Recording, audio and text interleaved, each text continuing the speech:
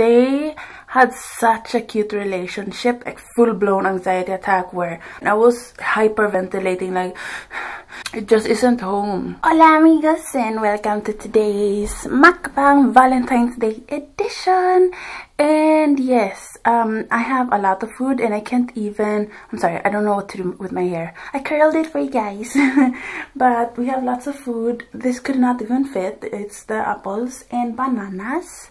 I'll put it there, you can almost see it. And then here we have, I don't even know what to show you guys first. Here I have, these are sea salt caramel milk chocolate from Zachary's, heart shaped. Yay! In the spirit of Valentine's Day. And then these are homemade cookies made by me and my mom. These are M&M cookies. I will leave the link for this below, how to do it. It's on Pinterest.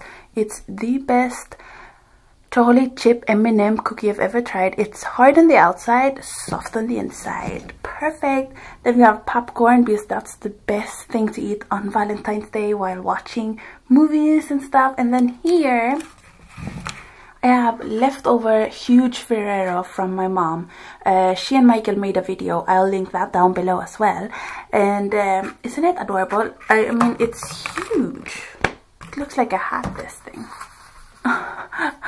And then when you open it up, it's not a whole, it's not whole anymore. It's not whole anymore. But it kind of still looks like it is, right? But it isn't. So I'll put this over here. So I thought we should just like munch on everything and talk about our love lives or non-existent love lives since it is Valentine's Day. And yeah, definitely guys, if you are like me, you're home alone, yep, nobody. I'm just being over dramatic, guys. I really don't care. But I mean, if you guys are home alone or if you are just alone and you want somebody to eat your Valentine's Day snacks with, then keep on watching. So I don't even know where to start, but I guess we should start with the did I drop something? Oh my god, the healthy option. So here we have apple covered with milk chocolate.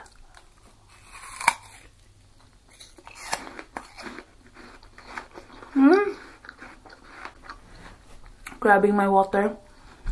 By the way, when you order water, do you say, can I have, can we have some waters? If you guys are a lot of people, do you say, can we have some waters? Like, I've only heard it here in the States. In other countries, usually you say, can, if you speak English, usually you will say, can I have a bottle of water? Or can I have four bottle of water? Usually you don't say waters. But I guess that's the correct way here. And this little dip is like, oh, I made a promise to stop saying like, or at least say it less. But bananas, oh, what did I say? Oh, this chocolate dip, it's a melted cube chocolate dip, so you just have to microwave it and then it's done.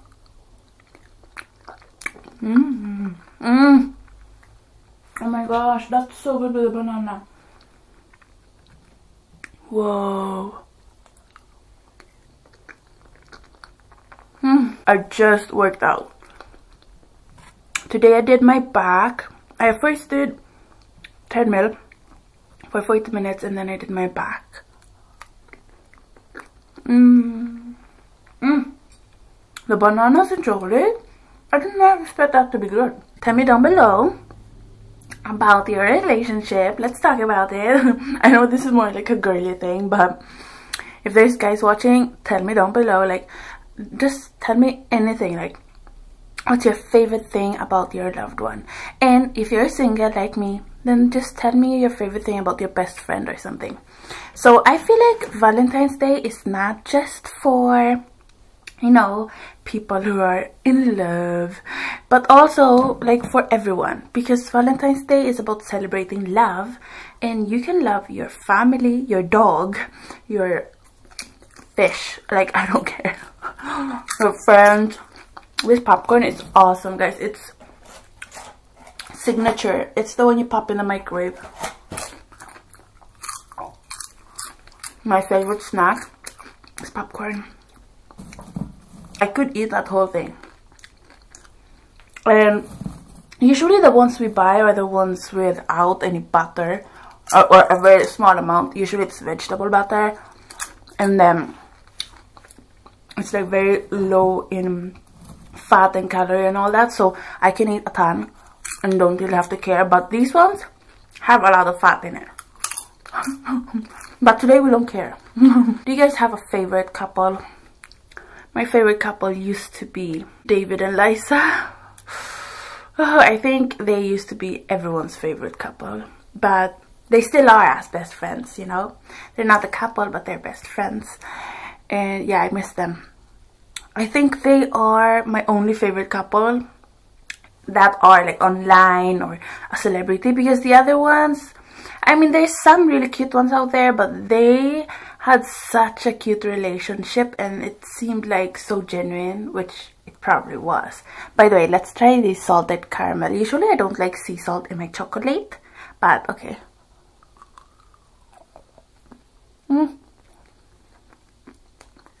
I thought it would be soft. In the picture, it's like dripping out. I thought it would be one of those liquidy ones.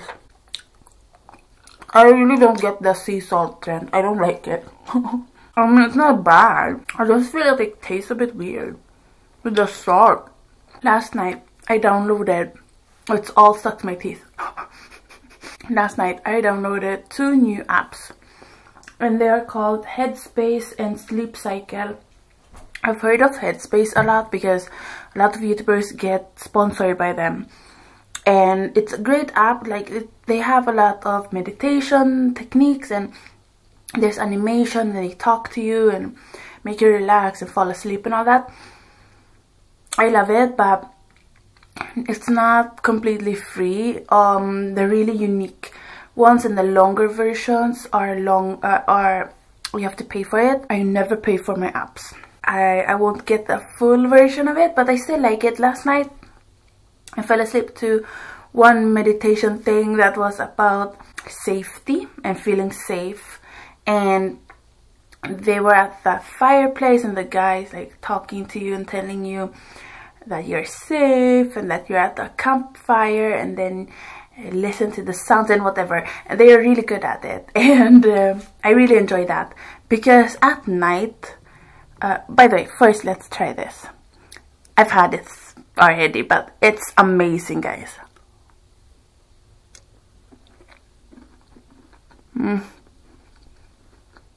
I was so shocked by this because I don't really like M&Ms. I know, shocking. I feel like a lot of people like M&Ms. I really don't.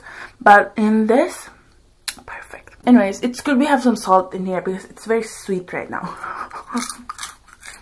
Okay, so at night, the reason why so many kids and even adults have night terrors, and a lot of us get scared when we turn off the lights and are going to go to sleep. And I read an article, and the reason why we're so scared, especially if you're alone in your bed, is because we're the most vulnerable when we're sleeping. Like, think about it. When you're asleep, you're completely dead. You have no idea what's going on around you. If there's like a serial killer coming in your house, you wouldn't know. Or if your house is burning down, you wouldn't even know until you've smelled the fireplace. I mean the fire. And that's why I wish we had a dog, because if I had a dog in here, I would not get scared.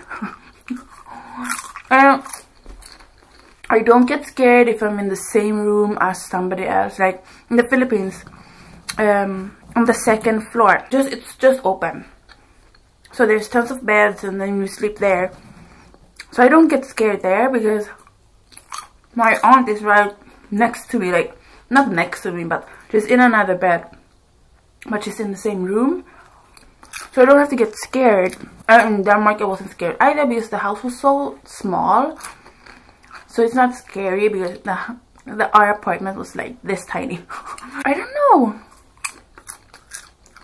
Lately I've been a bit like, I said like again. Lately I've been a bit anxious and kind of afraid at night, and I thought it sounded so like childish. I was thinking, why am I afraid? I'm 24. I'm not a kid anymore.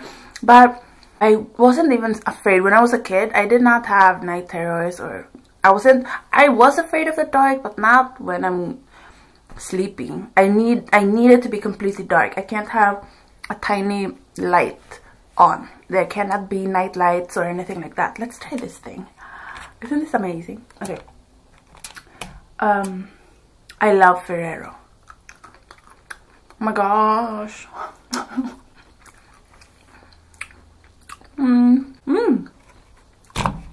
Wow. That's so good. Okay. But my favorite part of Ferrero is the middle, and it doesn't have that because it's so huge and it's hollow inside. The other night was really bizarre because I almost had a panic attack and I started crying because I was thinking about that I'm going back to the Philippines in April, and it caused like some sort of weird feeling in my stomach. Like it felt, you know, when you are about to make a presentation in class, or before you go to the doctor's office to get a shot, you have this heavy feeling in your chest, and you feel like something is pushing down at it. You can't shake it off, like no matter what you do.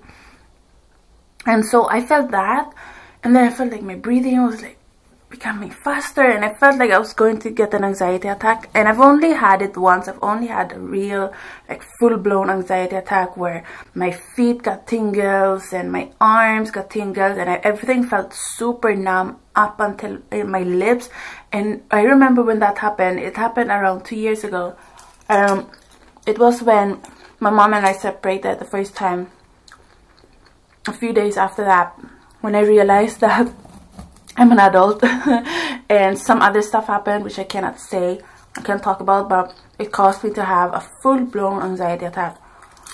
And I didn't know that like I would experience that because I've heard about it so much, but I didn't think it would happen to me. Because I was thinking, I'm strong, I'm not that weak. But it's not about weakness really, it's just,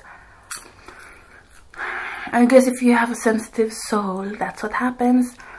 And so I think for 30 minutes it wouldn't stop, and I felt so numb, and I was hyperventilating like that.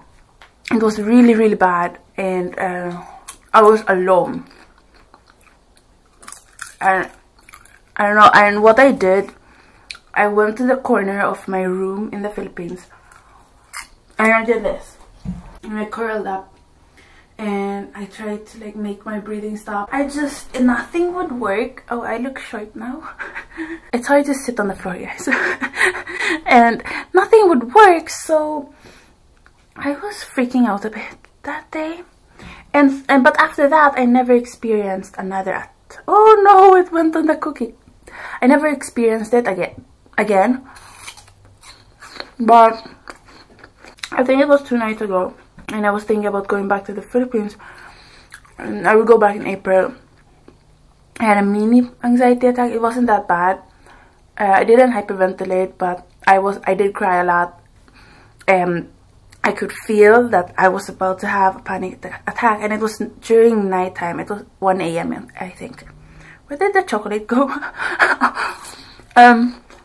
So, and I decided that I would just fall asleep while crying. I was like, I was thinking nothing was going to happen to me, nothing's going to happen. I'm still here, stay in the present, stay in the present. And I fell asleep crying. That sounds so depressing. The reason why I was so intense the other night was because I'm afraid of going back to the Philippines. Not really afraid. I'm going to sound so overdramatic, but the Philippines, I love it. I mean, I'm half Filipino. I went to 6th grade there and first year of high school. My family is from there. My mom, like her whole childhood was there. So I have a huge connection to the country and I love it. But it doesn't feel like home to me, which it's so sad to me to say it out loud. But it just isn't home. When I think about home, if I'm thinking just about a place, I'm thinking home.